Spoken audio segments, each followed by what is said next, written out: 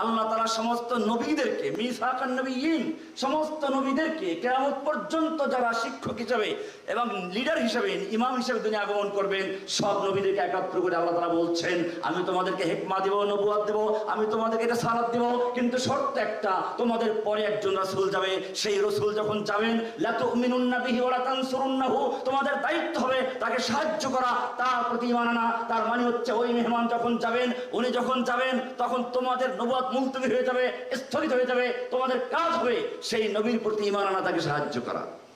আল্লাহ বললেন আকরারতুম মেনে নিচ্ছ তো যদি মেনে নাও আখাযতুম আলা যালিক মিসরি পাকা ওয়াদা করো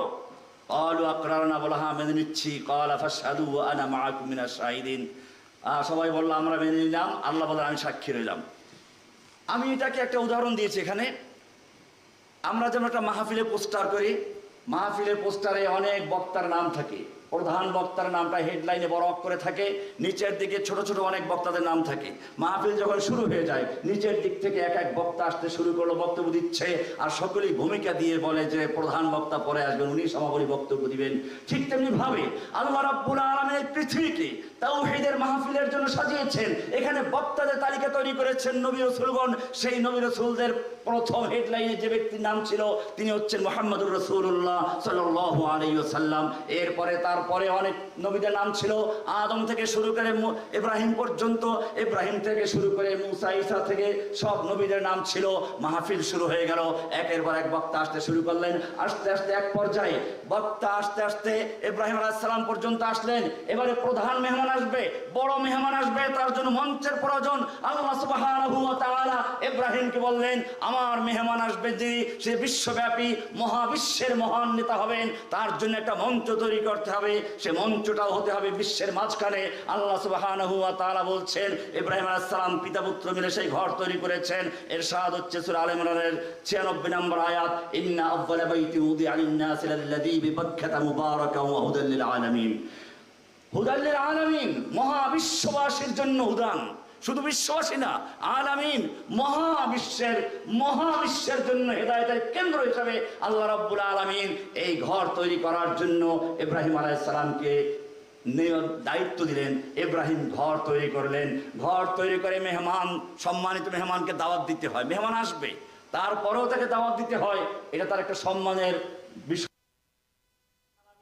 ইব্রাহিম আলাইহিস সালামকে দিয়ে দোয়া করালেন রব্বানা ওয়া বা'আস ফীহিম রাসূলাম মিনহুম ইয়াতলু আলাইহিম আয়াতিক হে আমার রব তুমি আমার সন্তানদের মধ্যে একজন রাসূল পাঠাও আমি তোমার জন্য ঘর তৈরি করেছি তোমার জন্য মসজিদ তৈরি করেছি মাদ্রাসা তৈরি করেছি শিক্ষক নাই ইমাম নাই মাদ্রাসা চলবে কি করে কে পড়াবে আল্লাহ রাব্বুল আলামিনের কাছে দোয়া করলেন আল্লাহ রাব্বুল আলামিন সূরা জুমার 2 নম্বর আয়াতে বললেন ওয়াল্লাযী বা'আসা ফিল উম্মিয়িনা রাসূলাম মিনহুম হ্যাঁ কবুল হয়ে গেছে আমি তোমার সন্তানদের মধ্যে রাসূল পাঠাবো যার কাজ হবে শিক্ষা দেওয়া নেতৃত্ব দেওয়া এই কারণেই নবীরা আসতে শুরু করলেন আস্তে আস্তে নেতৃত্ব দিচ্ছেন শুধুমাত্র ধর্মীয় নয় রাজনৈতিক নেতৃত্ব আল্লাহ রাসূল সাল্লাল্লাহু আলাইহি ওয়াসাল্লাম বলেছেন কানাত বনু ইসরাঈলা তাসুসুহুমুল আম্বিয়া কুল্লামা হালাকা নাবিয়্যুন খালাফাহু নাবিয়্যুন আখার বনি ইসরাঈলের রাজনৈতিক নেতৃত্ব দিত নবীগণ যখনই কোন একজন নবী মারা যেতেন সঙ্গে সঙ্গে আরেকজন নবী তার জায়গায় চলে আসতো জেনে রাখো আমার পরে আর কোন নবী আসবে না খলিফা আসবে আমি সে আলোচনা একটু পরে আসছি নবীরা নেতৃত্ব দিত আপনারা জানেন এই যে খ্রিস্টানদের গির্জা যে কেন্দ্রিক যে এটা অনেক দিন পর্যন্ত ছিল চালু ছিল এটা বেশি দিন আগে হয় নাই তাও গির্জার যারা পাদ্রী ছিল তাদের দুর্নীতি তাদের অপকর্ম এই কারণে শেষ পর্যন্ত রাষ্ট্রকে ধর্ম থেকে আলাদা করা হয়েছে নতুবা পৃথিবীর একেবারে নিকট অতীত পর্যন্ত এই ধর্মীয়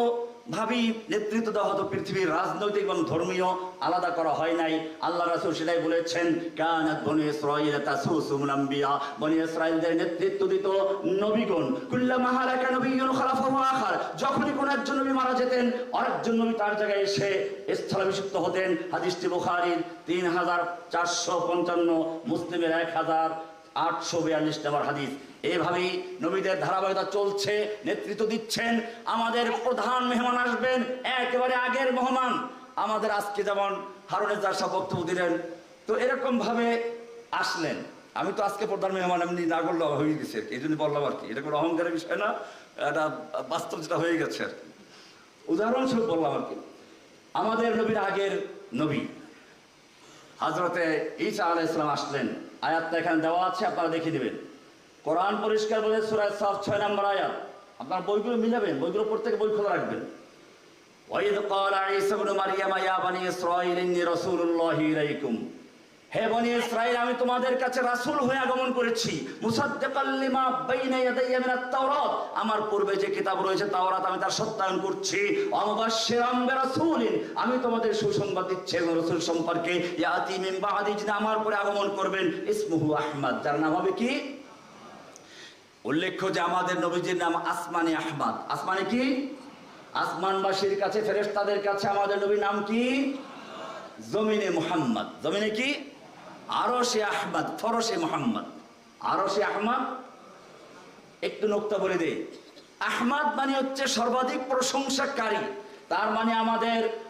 মানুষের মধ্যে মাখলুকাতের ফেরেশতারা, জিনেরা, যত মাখলুক আল্লাহর প্রশংসা করেছে।